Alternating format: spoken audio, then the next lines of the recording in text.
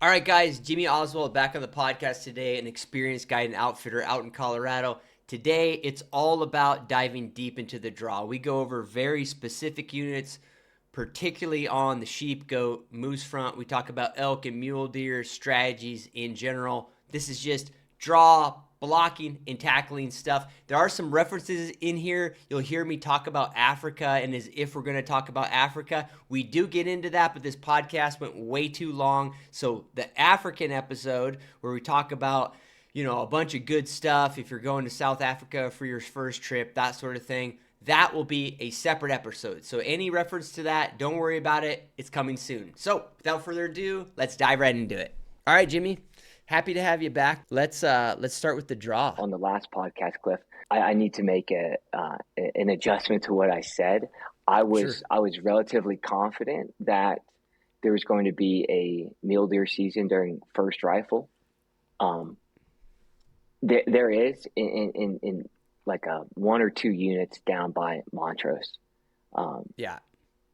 and the rest of the state, everything's staying the same. Now, I'm not saying that down the road in a handful of years they might implement a first rifle deer season, but at least for 2025, there's not going to be in the vast majority of the state. Um, Yeah, and I noticed that looking in the book, like it's super yeah, limited actually, right? Which I yeah. mean, Like I there. think it is. I think it's a unit or maybe two units, and I guess the thought process there was these bucks going down on the basically alfalfa fields um, early on in the season, and then just staying there. So they Oh, I wanted to got you. get those private land ranchers, those hunters there, bumping those deer back up onto the forest. I got you. It's kind of, at least it is that's the thought process that makes the most sense to in my head. Yeah, I got you. Yeah, I was surprised by it too. I mean, there's no way we could have known, and it's kind of interesting, Jimmy, because there's like obviously there's people in the know on all this stuff, but everybody else just has to kind of speculate because they don't really.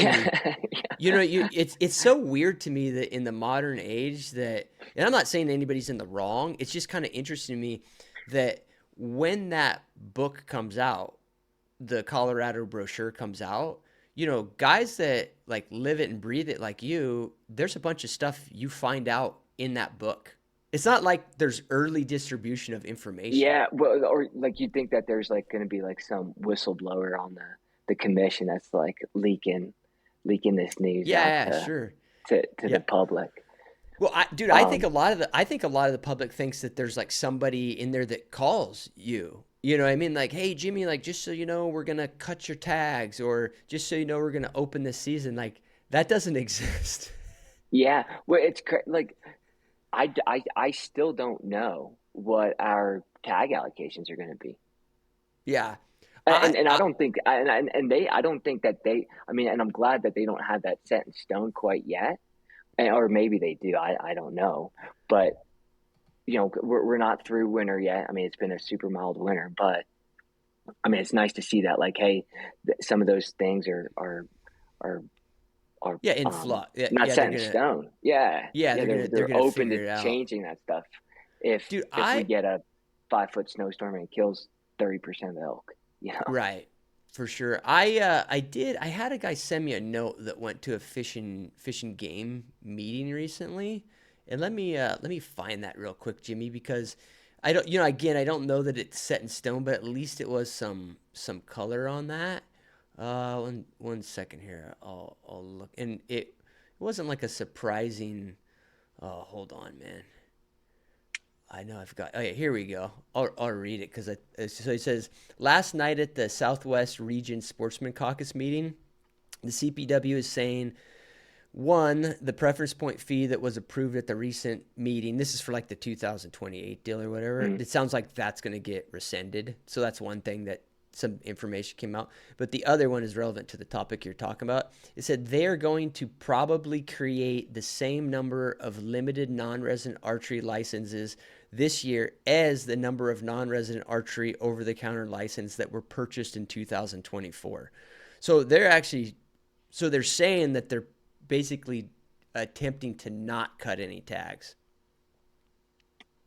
Yeah, which was kind of my gut feeling, Right. that that they, if they sold 30,000 non-resident over-the-counter tags, they're going to allocate 30,000 non-resident Yeah. now archery tags. The question though is, they're going to look at it where, I think in, northwestern Colorado, where the elk herd is more robust than in other parts, surely that those historical over-the-counter units are going to have a higher tag allocation than, somewhere in the Southwest that doesn't have quite the high elk population, which would Right. make sense that they're going to do that. And I think that's pretty science-based, and they'll be able to figure that out relatively Sure. easy. What I think they don't have a handle on is how many people were hunting those areas. So now is all, and what where it matters for outfitters and for the general public that are going to hunt those areas. If they're very popular if they're popular units, yes, they're kind of breaking, they're still giving out the same amount of tags. But if unit, 34 had, which is a popular unit, Right. if that has, um, you know, 20% more hunters in it than somewhere down south, those tags are now they're going to, it's Yeah. basically Yeah. going to be require the a point to get, or to guarantee Yeah. get the tag. Right. Which So makes sense because, I mean, I guess the point is that they don't have, they like, even with them saying that they're going to try to match over the counter or match draw tags versus like historical non-resident over the counter, they don't actually even know what those numbers are. So they for sure could miss the mark, right? I mean, there's yeah, that component of it too. Um, and I was actually going to ask you about this. Do you have any? Have you looked at how they grouped the units for the yeah, non-resident draw? yeah, and it's kind of what you would have imagined on Right. a lot of it, like, um uh yeah, like in some of the units that we hunt, it's the same 4 unit clusters Yeah.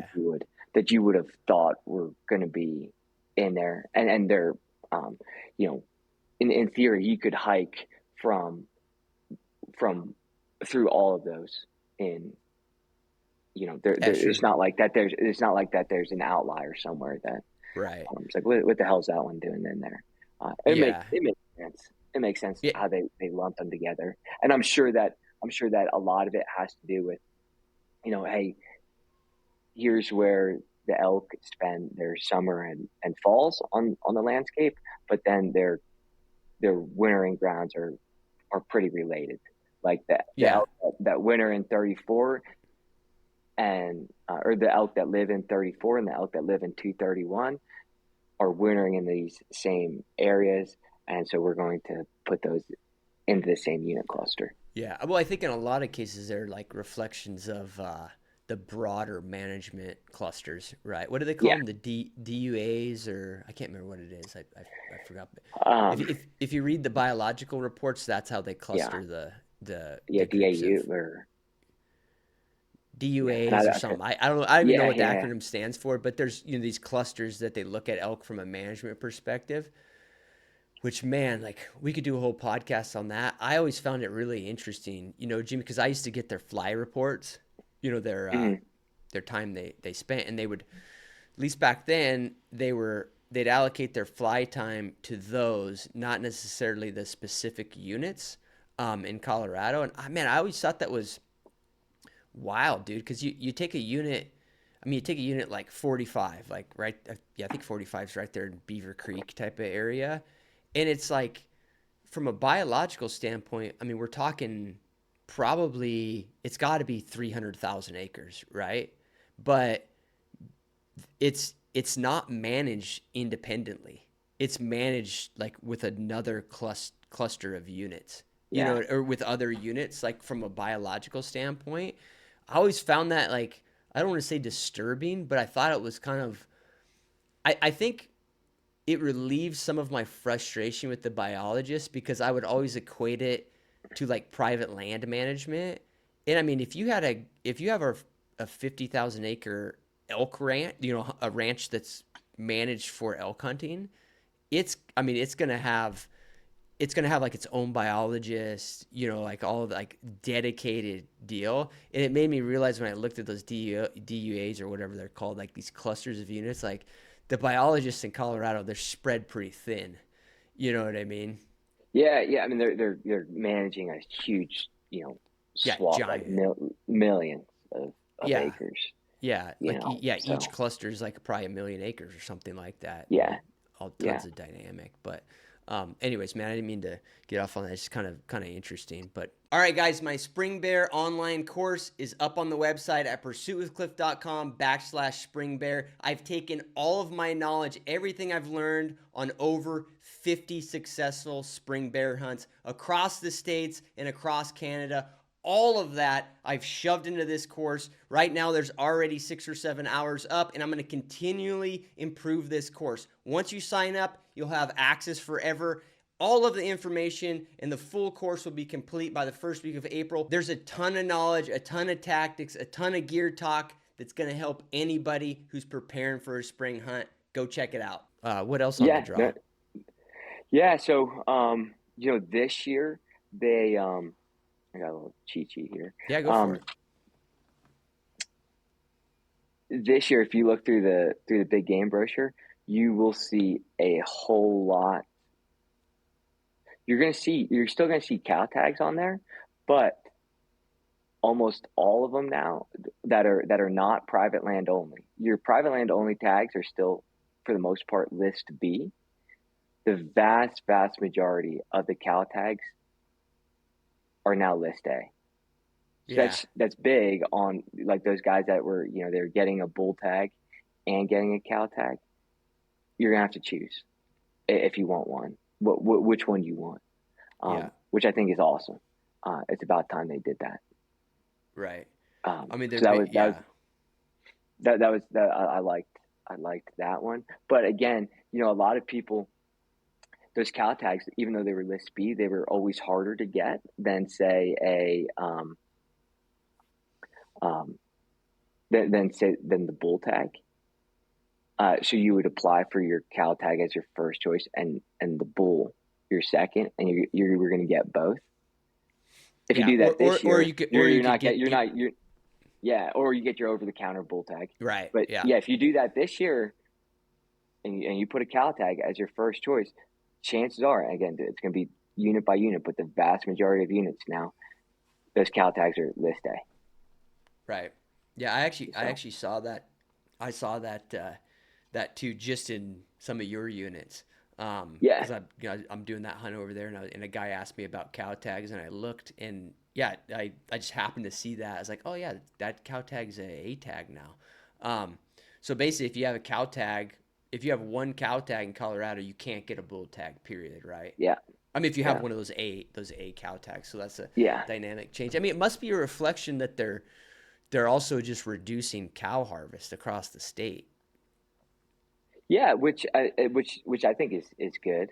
Um, Yeah, it always seems like there's like this flux, right? That if like elk populations are starting to do better, they neglect the deer, which we talked a bunch about last time. yeah, Um, and then I'm sure that in 15 years, there's going to be this other change of, all right, yeah. now we're going to start focusing on our deer and we're going to let our elk herds kind of, and it could just be coincidental, whatever the case is. I don't know. I mean, you could also probably make the argument like, all right, well, now that there's wolves on the ground, um, and not like I'm not trying to like bring it back to wolves, but like, hey, like we are going to be losing a pretty big chunk of Right. hunting opportunity. Let's build this elk herd up as much as we can right now while we have, you know, whatever 20 wolves on the ground or whatever the hell it is, Yeah, yeah. 28 or Yeah. Dude, so. I would suspect you're right, Jimmy. Like I don't I don't have like enough internal connections there to really know this is the case, so it's just hypothetical. But I would guess even with like kind of the change in winds politically a little bit, I would still guess that not overtly, but internally, there's a discussion of that in the CPW of like, look, like our elk herds going to see some increased pressure that's out of our control. We need to probably quit killing cows because if we don't, we're gonna look kind of dumb here in 5 years. You know what I Yeah, mean? yeah, yeah. So, Um, and but and I don't. that go ahead. Well, yeah, no, and I mean, I don't. I'm sure somewhere along the line there's been that discussion, and I don't know. I don't know if that was the driving factor, but surely, um, I'm not the first person to be like, huh, that that kind of um, little coincidental that uh, we've got wolves on the ground for the first time in well, for 2 years now, but in recent history, and now we're going to start reducing the cow harvest. Yeah, yeah. Well, So and to add to that, there's the factor. Like I saw it and I was amazed, but hey, I haven't been there, so I can't comment. Really, or you haven't been spending. I don't. Well, I didn't spend any time in Colorado last year. Actually, no, that's not true. A little bit in southern Colorado, but I don't like wasn't boots on the ground or whatever. So I don't know. But I believe that the CPW is saying that the elk population is higher than it's been previously. You know what I mean? The yeah, statewide yeah, elk population. So the question is like, okay, if you think the statewide elk population is up, why would you reduce cow tax? The only valid explanation is like some foresight into what's coming yeah, down the yeah, pike. yeah, You know what I mean? yeah, Um, assuming that their population, estimates are right or or indicative of what they think. Um, but I think that's also probably an overgeneralization to some extent because they're dealing with so many different populations, little that are going to be affected differently. But one thought that's kind of analogous, Jim, you have to tell me your perspective. Is I had a guy asking me about moose in Colorado, and hmm it kind of popped in my mind, like particularly around Walden and all that country. I think you've probably spent some time up there, and yeah, there's already wolves in there. I mean, you've got the transplants plus you got the migratory wolves that are like that's where they're hitting first. Um, like that moose population is going to get devastated. So there's a question of is like if I was a biologist in there and I was pretty pro hunting opportunity, I'd be like, well, they're gonna get killed anyways.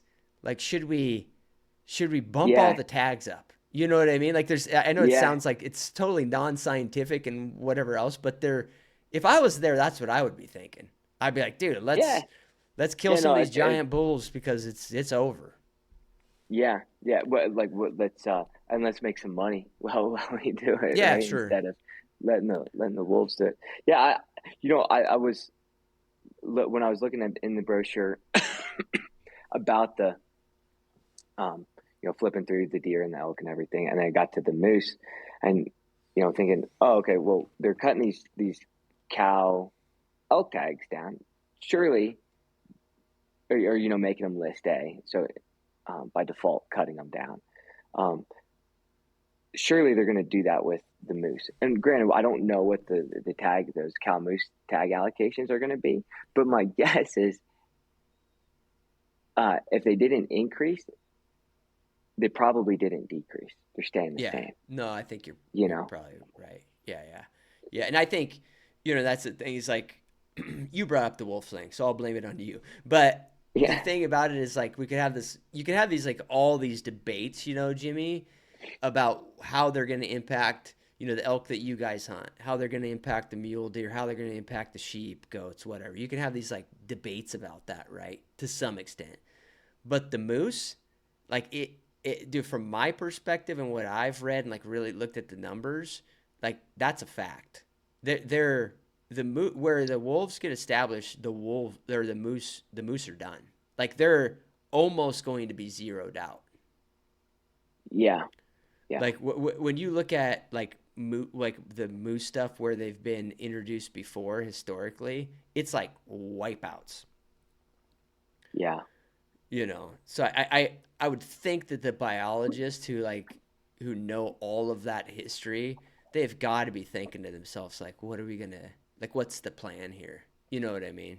Yeah. Yeah. Well, and it's So yeah, I don't I guess I don't have too much to comment on that, Cliff. Like, yeah, they're gonna get wiped out, and whether or not the CPW like is gonna um, let hunters wipe them out first, or just yeah, let it happen naturally. I don't yeah. know, No, but yeah, I get it, I man. think there is like anybody who doesn't think that probably just hasn't read much, looked into any, but looked Sure. into other states' history on it. So, um, yeah, there. And if you want to draw a moose tag, or if you're hoping to draw a Colorado moose tag, you better hope that you draw it relatively sooner than in 20 years, which is more likely to happen. You're going to be that 20 years out versus next year. But yeah, just Right. keep your fingers crossed. Yeah. No, I hear So, you, man. But um, so yeah, and then back on some other stuff. Um, for this year, that was kind of the biggest things that I saw. Um, I think, and you know about it, and I'm sure a lot of your listeners do. But in 2028, the way um, the big game tags, the elk, the deer, the antelope, the bear tags, um, how that draw is going to work is going to change drastically, right? So we're going to have this 50% of the tags go to the highest point holders, and then the remaining 50%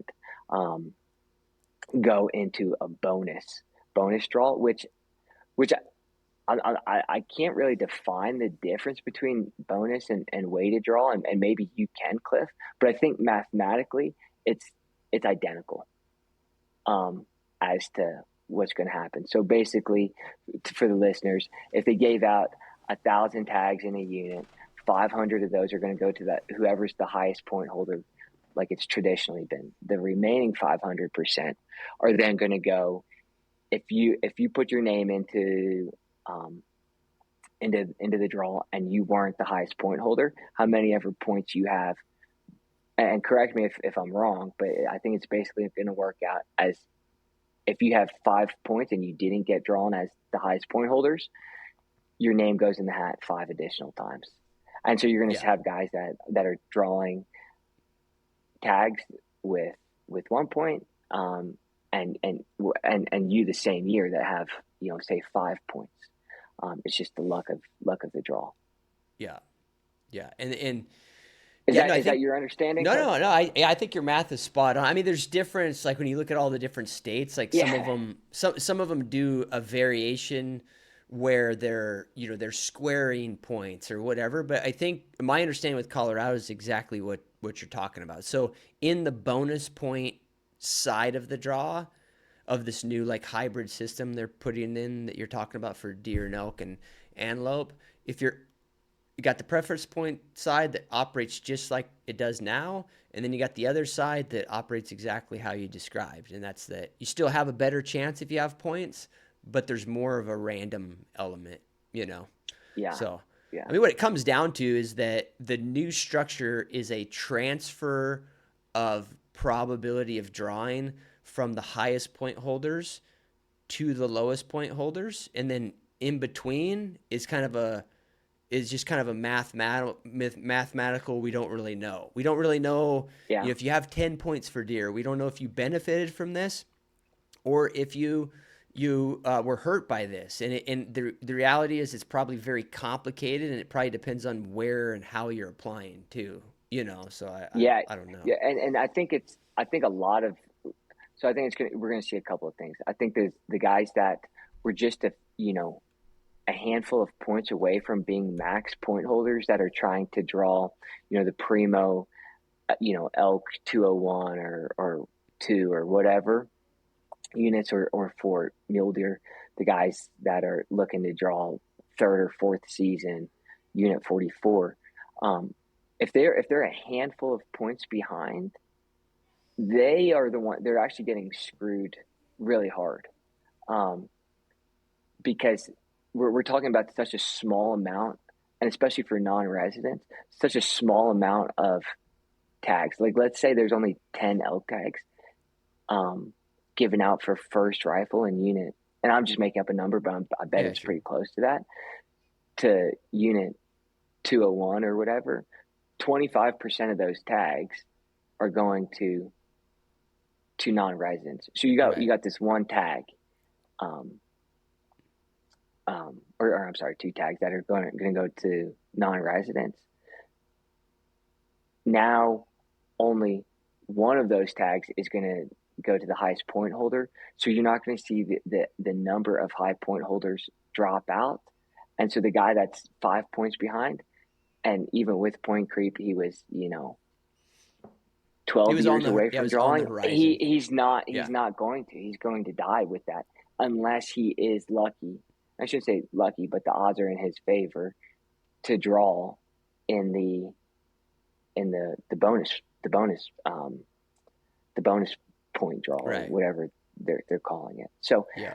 I think we're also we're going to see a big shift then in guys that realize this, and I've gotten more phone calls this year, and when I was at the Sportsman Show in Pennsylvania, more questions about this than ever before, of guys that are kind of middle of the road, kind of maybe upper middle, like around that 17 to 20 point range, that we're really hoping to one day draw a primo unit, or maybe draw like unit 76 during their early rifle season, that they're realizing, hey, I'm with this new system, I'm not going to probably Right. get there, so what am I going to do next?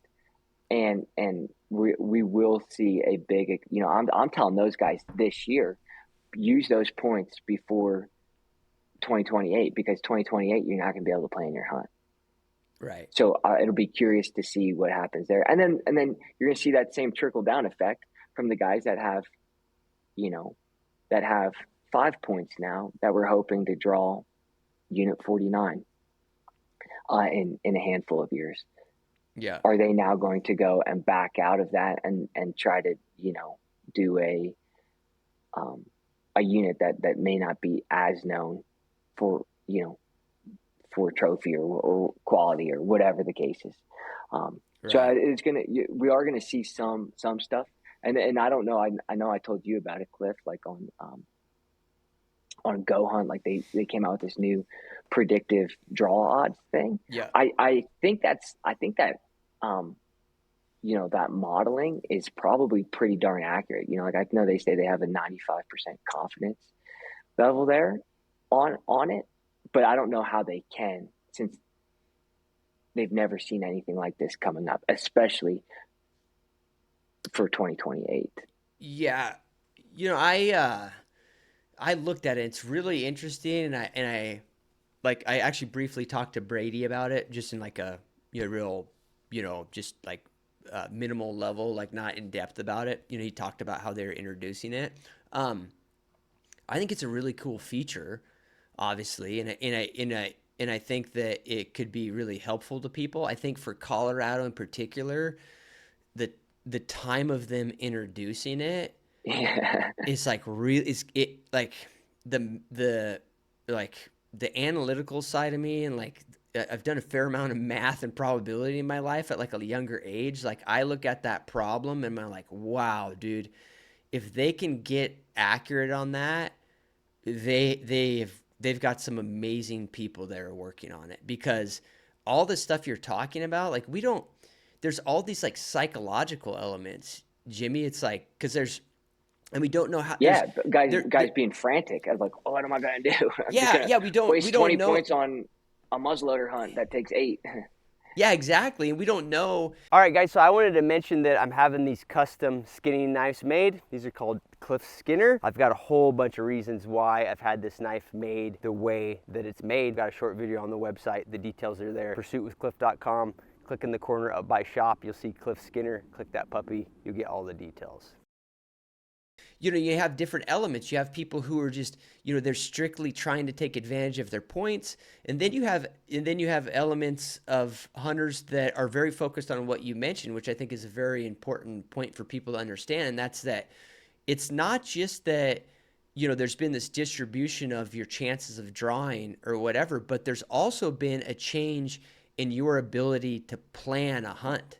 And that's like a big issue to a lot of people, and Yeah. for good reason. Like we can't, it's, I mean, I've dealt with it personally. Like I didn't draw, sheep, goat, or moose tags for 20 years, and then I drew a goat tag and a moose tag in the same year, and it's not ideal. You know what I mean? It's like a really, Yeah. it's I think we underestimate like how big of a pain in the ass that is, but some people realize, given their other parts of their life, that like they got to have the ability to plan. So it's like, what segment of the population falls there, and they're just like, fuck it, I'm just gonna blow my points because I want to go on a decent hunt. I've been kind of hosed by this. Let's just go hunting. And so there's that, and then you've got all these other substitutions and stuff. I don't know mathematically, dude. That's tough. And I think specifically, Jimmy, on low quotas. Like, Yeah. I mean, when you talk about units with 5, 10 tags, I mean, what, like, a couple guys' decision making process can wonk the probability all over the place. Yeah. So it's Yeah. it's Yeah. tricky. I'm not. You have a couple of those. Yeah. Go ahead. No, dude, I'm not saying their tool is not awesome and it's not going to nail it. It'll just be interesting to see. Yeah. No, I didn't even think about like their kind of year of release on that. But yeah, because I think they might see like I think they might be a little shocked when they're like, shit, we're not close to our 95% confidence level this year. And but how could they be, right? Like if Yeah, yeah. everything stay like if people's mindsets stay the same. And I don't know how they there's a lot of people that are way, way, way smarter than me that are probably designing that model. But anyway, Yeah, I mean the um, the reality of it is that I have to look in the weeds, like specifically, what they're claiming or whatever and how they're doing it. I would guess that like they're probably saying, it's total speculation because I'm not looking at it, but they're probably saying that based on historical data, mhm, these are essentially like T stats that are 95% confident, yeah, which will be way different when the historical data, it's from a different system. So it'll for sure change their ability yeah, to, yeah, but regardless, it's cool to see, to see where that plays out. I mean, the other thing is the challenge they have for the math dorks out there that I think is kind of interesting is Go Hunt is a leader in all this stuff. You know what I mean, Jimmy? yeah, Like they control the data, and most people, or a huge proportion of people putting in for the draw, are using their data. So now a huge proportion of the people putting in for the draw are going to use their predictive model, and that in itself will make it their changes predict things. will Yeah, make their predictive model less predictive. yeah, You know what I'm saying? yeah, Like, yeah, yeah, you see that same dynamic is really prevalent in financial markets, because you can a lot of guys will do like back testing type of analysis on giant data sets, and you could just like get into the weeds of why that's not actually like a real good scientific way of doing things, but it doesn't matter. In the finance world, it's really prevalent. It's very analogous to this kind of data analysis. But what happens is you know you get 80 rocket scientists doing the same analysis, and then they start implementing the same financial strategies, and none of them work because they're changing the market with the fact that they're all doing it. So it's like the yeah, same, yeah, they're gonna for yeah, sure run into that. It'll be interesting to see. Like, it'd be cool. I mean, I'll have to talk to him because I'd love to hear, like, I mean, probably nobody would listen to it other than, I guess, me, but I'd love to hear, like, from the nerds that are doing it, how they're doing it, because I'm sure it's super interesting, yeah, yeah, for you know. sure. But And I think I'm sure whatever they're putting out there is pretty cutting edge and accurate. But with you know exactly what you're talking about. Some of that, those variables that Yeah, well, Colorado's just it's hard to, yeah, yeah, yeah. Well, I can imagine your perspective. You have hunters calling you, and you're going to lose the ability, yeah, particularly. I mean, I think to some extent already, Jimmy, because everybody's thinking about it preemptively. But I mean, when 2028 hits, you're for sure going to lose predictability, right? yeah, which sucks. Yeah. Like I don't know what to do on that, and that's probably a conversation you and I could have offline. But like, yeah, like do it. Okay, historically, it takes 3 points to draw this archery tag. Now, do I need to tell people like if you guarantee you want to get it, you're going to need 6 points, 5 points, whatever the case is, um, or do you just roll the dice on a business perspective of, hey, I'm just going to not book anything until after the draw comes out, and then you guys Right. come to me if which is also scary because it's so close to the actual season. But Yeah. No. I anyway, agree, man. But yeah, let's finish up with the draw stuff, and yeah, deer and elk and sheep and yeah, goats, and then we get to talk about Africa, where you just pay yeah, some money and go hunting for a bunch of shit. So. yeah, it's awesome. Um, the last the last thing I'll say, Cliff, is on that 2028 deal that's going to be kind of a big thing for folks is that um, you're not going to be able to use um, your first choice as a preference point only, which is kind of which is so basically if you want to build a point, you're basically gonna be putting into like almost the very slim, the Elk 201, the fourth season, unit 44. And if you draw it, awesome. You should be pumped. But that's what you're gonna have to do. And I think you're gonna piss a lot of guys off because there's gonna be so many guys that there's more point holders that have less than 3 points than everyone else combined. So you're going to have these low point holders drawing some really coveted tags.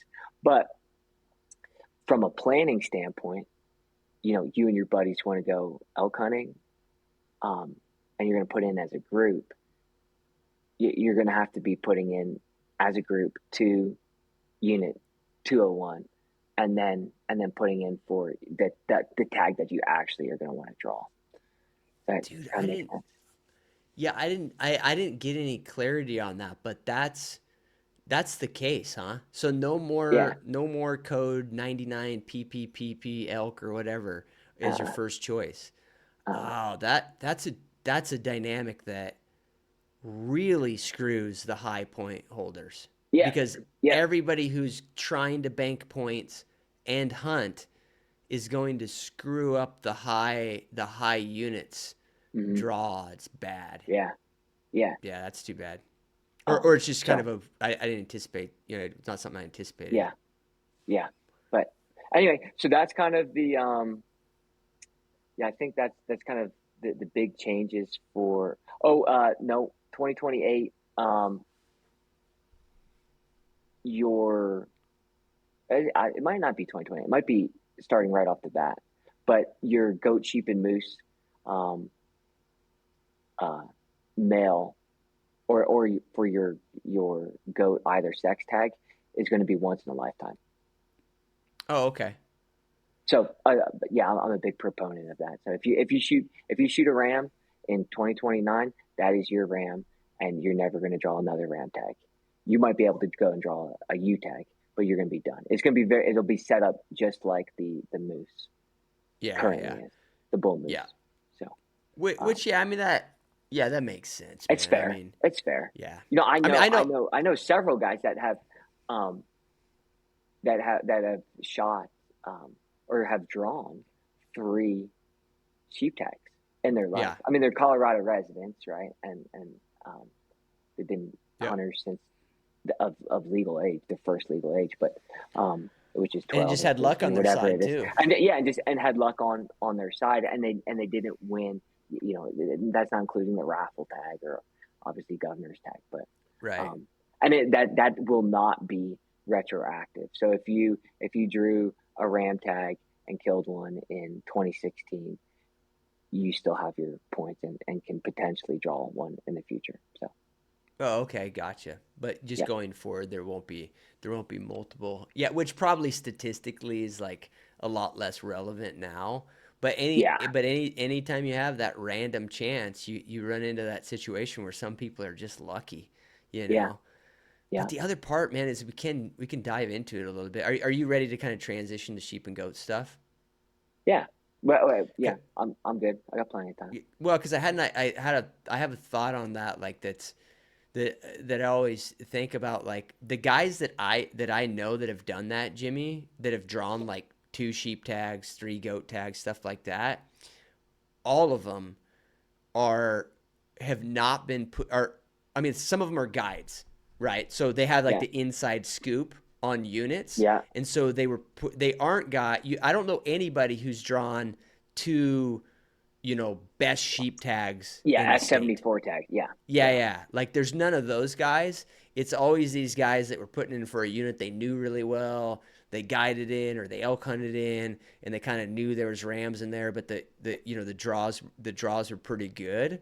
Um, and I guess it's just a thought. Like I think people on these species, they get carried away with like, oh, they're so hard to draw anyways. I'm just gonna put in for like the giant ram unit, and I think it fucks people a lot. yeah, You know, yeah, yeah. um, For sure. Well, because and the yeah, I mean, I had a conversation the other night with he actually tagged along on his uncle's goat hunt that I guided for you back in 2017. But okay, he's relatively young, like 40, and he's like, yeah, I'm just gonna put in for S79. And it's like that's cool. There's still some big rams and stuff down there, even though they shot some giants last year. Um, but just realize like you're basically throwing 2025's odds almost into the fire because right, you're probably not going to draw. Whereas you have 15 points. If you go to a different unit, you now all of a sudden have as a resident maybe 10% odds or close to it. sure, Like relatively decent odds. And if you're okay throwing that year's chances away, and that cumulative success that you and I both always have talked about, that's what matters, not each individual year. You taking 5 or 6 or maybe 8% off of that cumulative success for one year. If you're okay with that, then yeah, dude, go for yeah, it. yeah, yeah. No, it's a good thing that I people don't realize that. Like basically, yeah, dude. Like if you only put in for the best units, your lifetime odds of drawing a sheep tag are, they're like if you when you do the math, it's like 1/50th the chance is if you put Yeah, in for just a okay unit. yeah, Um, yeah. I mean, I'll let you talk about sheep units, but you know how sheep units are, dude. Like you It's can changing.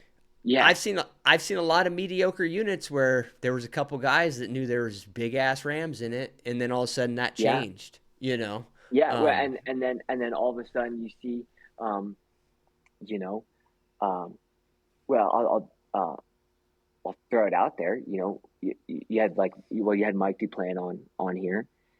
He knew about a big ram in a unit, goes in there, shoots it, gets he's kind of a hunting celebrity, if sure, you will, right? He's well known. That unit kind of gets blown up. Now, in that same unit where he shot this, that was yeah, I yeah, think it was like the biggest ram that year killed or whatever.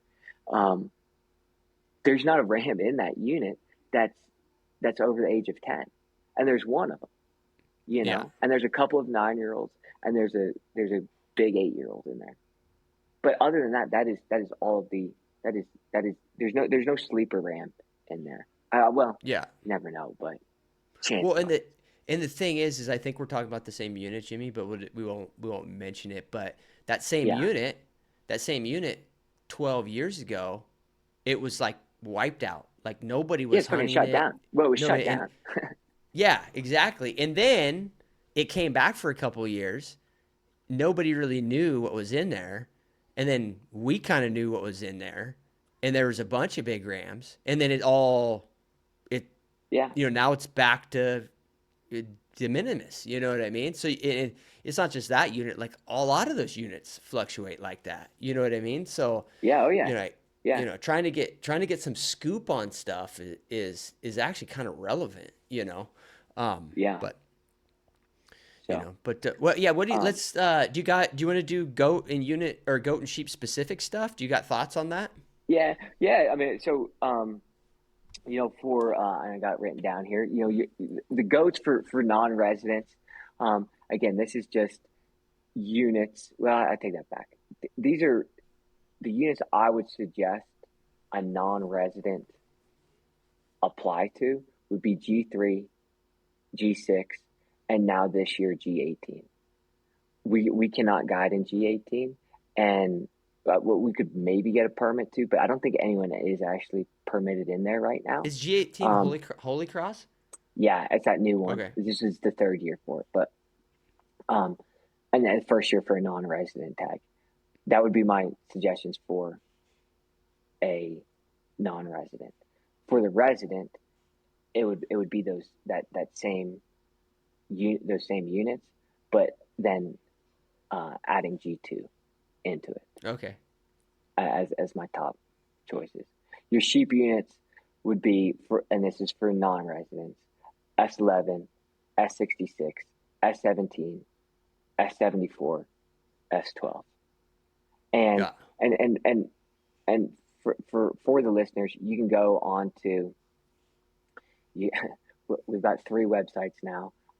They're all on the same. They're all on the same blog. But you could go to lksoutfitters.com, go to the blog, and check out the goat, sheep, and moose article recommendation, and it goes into much more detail and has a whole bunch more units listed.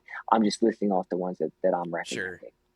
Um, for the resident, I would kind of those same units, but then S59.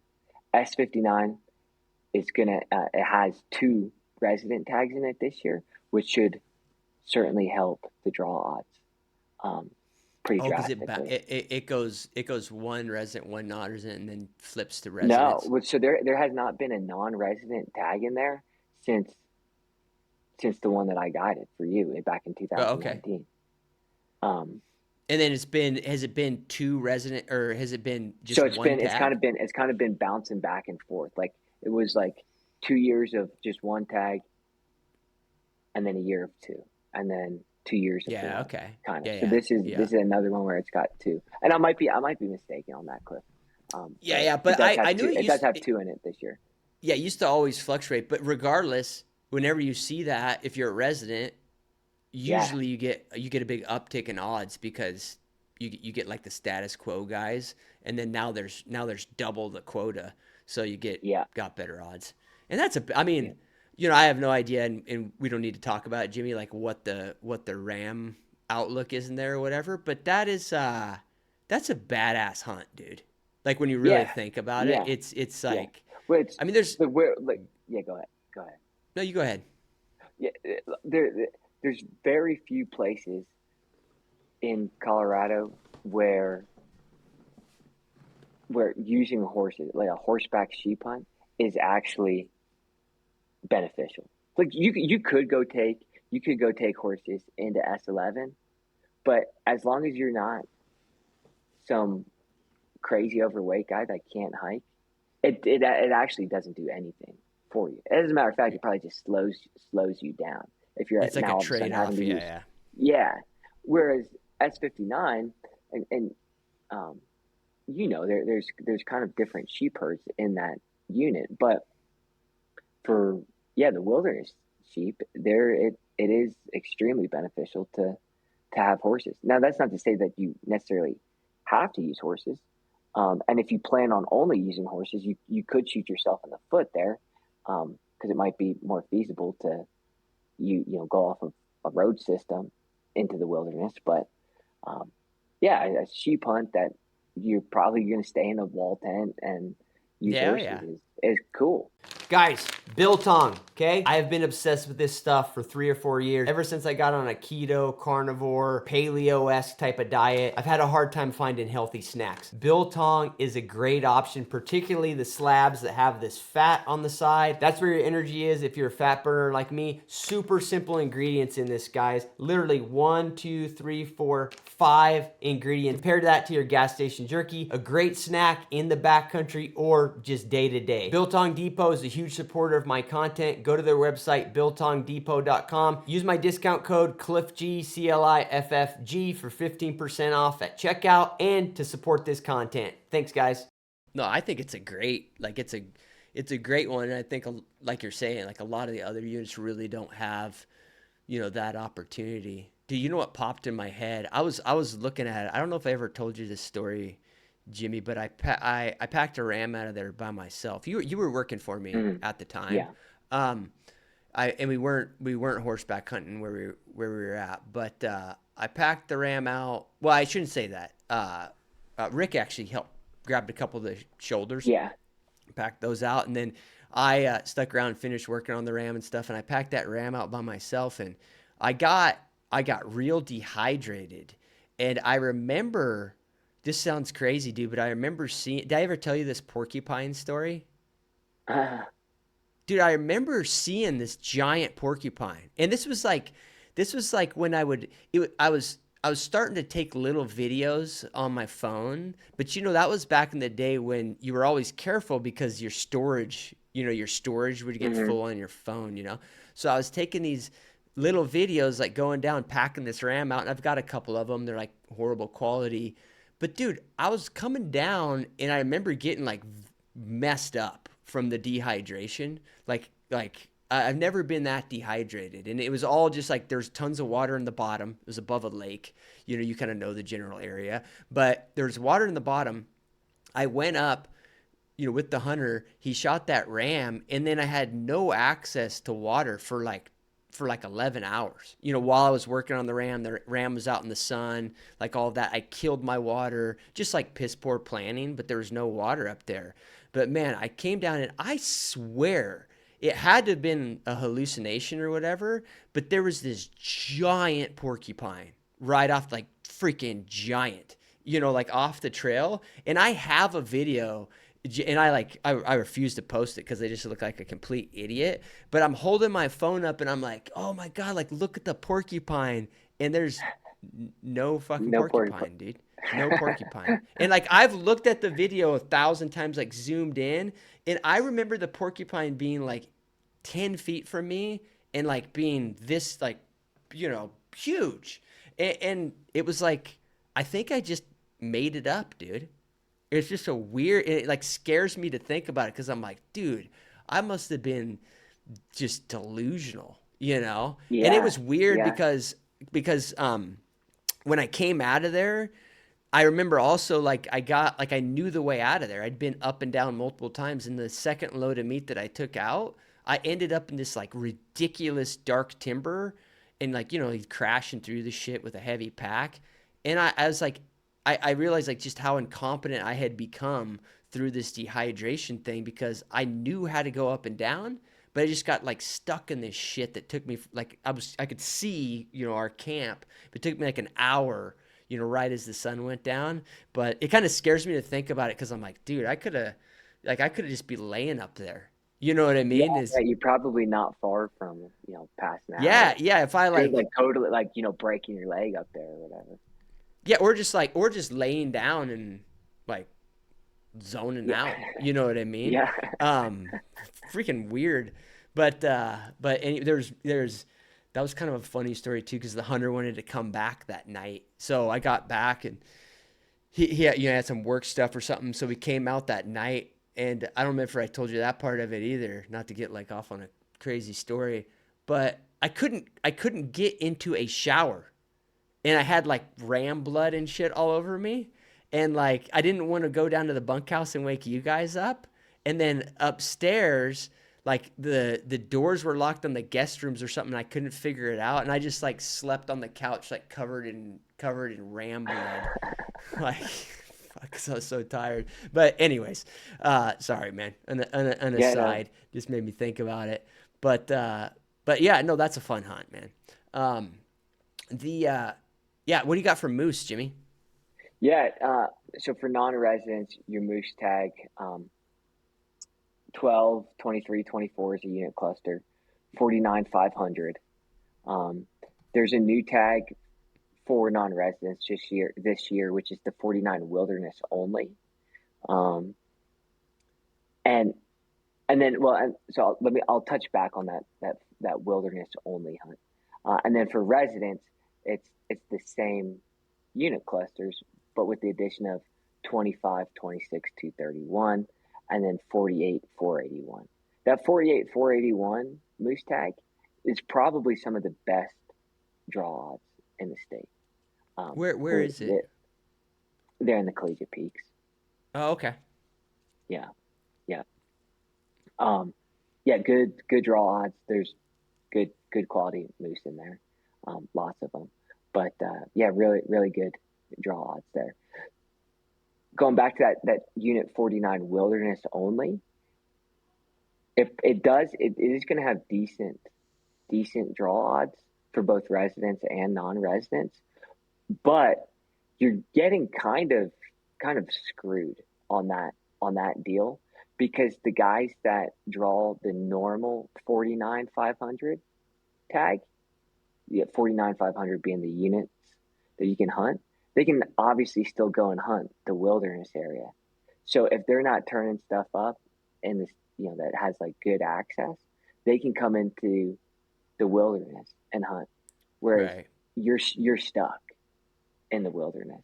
So in theory, yeah, you could get the six bull moose hunters in the 49 500 cluster into just the wilderness area that has the additional two wilderness only. Kind of confusing, but it's not like it's going to have decent draw odds. But remember that there's more tags in there than just the 49 wilderness only. You also have to account for the 49 500 tag holders in there. Yeah, I gotcha. Yeah. So it's like it better have better odds, like by a Yeah, lot. yeah, Yeah. yeah, and it will. And again, if you're going into that wilderness only hunt, yeah, you better have either a bunch of buddies that are there with you, not just like, hey, hit me up when you kill one and I'll come up and pack out, because that's not going to happen. Like, don't fool yourself. Your buddies most likely aren't going to drive 2 hours to come help you pack out a moose. So Right. you either better have your own livestock, horses and mules, or I guess goats, or llamas, whatever, or you should be using an outfitter in there. Yeah, yeah. Yeah, that makes sense. Yep. Yeah, like moose are kind of like it. The whole pack out deal is it's a real deal. Like it kind of. I mean, I think people underestimate it on elk even, but when it comes to moose, like you have to be ready to have some help to get them out of Yeah, those remote yeah. places. Well, Like like it's like look, I know I'm not like a big dude, but I can carry, you know, two bull elk shoulders and right, and go a pretty long way, right? right. Um, and so, worst case scenario, you've got like these three trips if you're solo with an elk, Yeah, and not including your camp gear. With a moose, like that one hindquarter, you are struggling to get up. Like I yeah, like I can't like I need somebody to help me get up and keep my balance with yeah, with yeah, a moose hindquarter. yeah. It's Well, you're huge. way north of 100 pounds just a quarter, right? Yeah, yeah, yeah. I mean, Yeah, I wouldn't say way north, but yeah, but yeah, you're yeah, and 100 pounds it's a lot. is like it's pushing it. Yeah, yeah, yeah, yeah. So at a minimum, as a solo guy, you've got 6 trips probably. Yeah, and assuming you're caping it, like, dude, that head and cape is freaking Yeah, huge. yeah, yeah, No, it's yeah. You got. It's just one of those things that's undeniable. It doesn't really matter who you are. You need some help on them. So Yeah. no, I hear you. Sweet man. What did we Uh, cover? We cover all the draw stuff. yeah, yeah, I think, I touched on everything in Colorado, unless there's something else you want to go back on or I missed. No, dude, I think we're good. If you enjoyed this content, do me a huge favor. Subscribe on whatever platform you consume it on. Spotify, Apple, YouTube, whatever works for you guys. Everything else is on my website, pursuitwithcliff.com. Go there and it's going to be very apparent to you that I work my ass off just to not have a real job. All the hunts I guide, all the seminars I put on, all the unique experiences I offer, and the membership site, all the details are there.